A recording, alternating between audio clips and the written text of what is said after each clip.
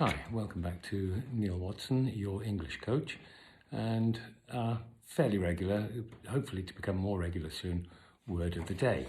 Now, I love doing word of the day because I read a lot, obviously, and see words and think what a great word to describe or to show people what it really means, particularly non-native English speakers.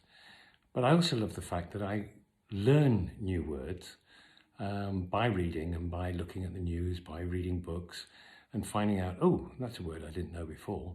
And basically yesterday, reading CNN news in the morning on my iPad over a cup of coffee, I came across the sentence that Boris Johnson's government is gaslighting the British public about the realities of Brexit.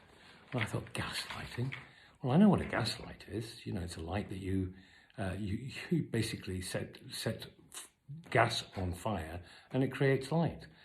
But gaslighting, I'd never come across. So I did a bit of Googling and came across the fact that actually the verb to gaslight came into being from a 1938 play, which was then later turned into films in 1940 and 1944, called Gaslight. The stage play in Britain was called Gaslight.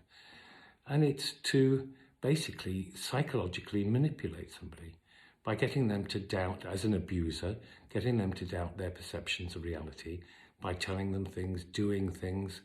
In the stage play and in the films, the husband was adjusting the gas lights in the house, making them dimmer to make his wife sort of question her own view of whether she was seeing the house dimmer or lighter or brighter.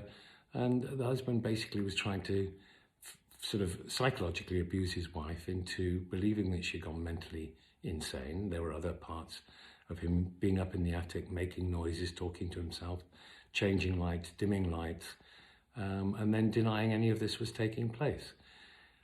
So gaslighting has now become a word, particularly sort of growing in trend in the 70s and 80s, and becoming a word for basically psychological manipulation of somebody's own view of their reality, their perceptions, their feelings.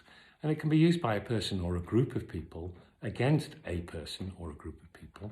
So it could be said that, you know, in these days of fake news and news that is being pushed out by various parties around the world, that they are actually in many ways gaslighting.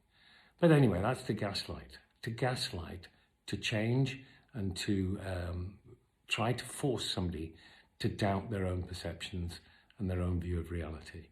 And that's something I learned just this weekend, having always known what a gaslight was, but never worked out what to gaslight, or never come across it, therefore to work it out. But now having Googled it, for those that want to know what gaslighting is, there we go.